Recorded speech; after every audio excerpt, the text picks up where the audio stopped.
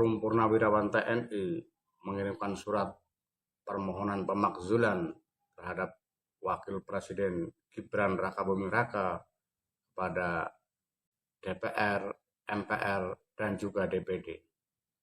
Surat ini sepertinya tindak lanjut dari pernyataan sikap ratusan Jenderal Purnawirawan TNI yang juga ditandatangani oleh mantan Wakil Presiden Jenderal Purnawirawan Tri Sutrisno beberapa waktu lalu.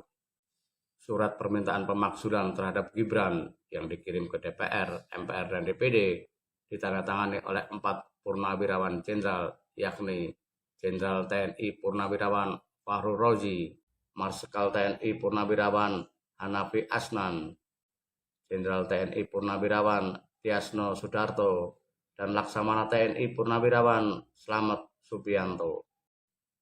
Nama-nama jenderal itu cukup mentereng di masanya.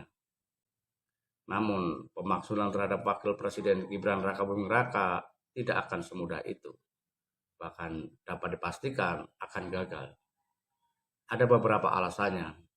Pertama, para jenderal ini tidak memiliki kekuatan politik secara real. Kedua, saat ini DPR dan juga MPR dikuasai oleh koalisi merah putih yang merupakan koalisi pendukung pemerintah. Bahkan saat ini tidak ada kekuatan oposisi di DPR karena PDIP meski tidak masuk dalam kabinet, tetapi selalu mengatakan partainya mendukung segala kebijakan Presiden Prabowo Subianto. Ketiga, secara prosedural, proses impeachment sangat rumit. Jikapun disetujui oleh 2/3 anggota DPR yang hadir dalam rapat paripurna yang membahas usulan pemakzulan, prosesnya akan ditentukan di Mahkamah Konstitusi atau MK untuk menakar kadar kesalahan Gibran terhadap Undang-Undang Dasar 1945. Jika Mahkamah Konstitusi menyetujui, maka putusannya kemudian dibawa ke MPR untuk disahkan. Proses pengesahan di MPR juga melalui pemungutan suara. Meski Gibran sulit dicopot di tengah jalan, bahkan mustahil, namun gerakan para purnawirawan jenderal ini jelas menguntungkan Prabowo secara politik. Ke depan, Prabowo memiliki posisi tawar atau bargaining position yang lebih kuat terhadap mantan Presiden Joko Widodo. Meski sudah berulang kali dibantah, namun dari gerakan beberapa anggota kabinetnya kita menengarai loyalitasnya masih terbagi.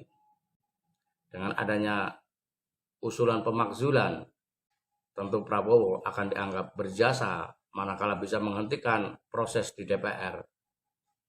Jika pun lolos ke MK, Prabowo masih punya kekuatan untuk menghentikan di MPR.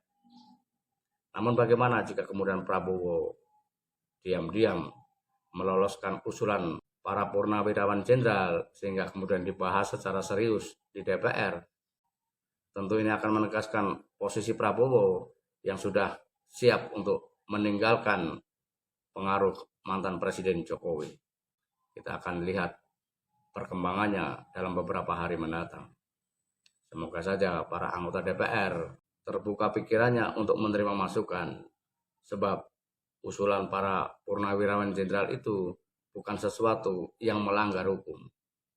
Pemakzulan atau impeachment diperbolehkan dalam sistem ketatanegaraan kita.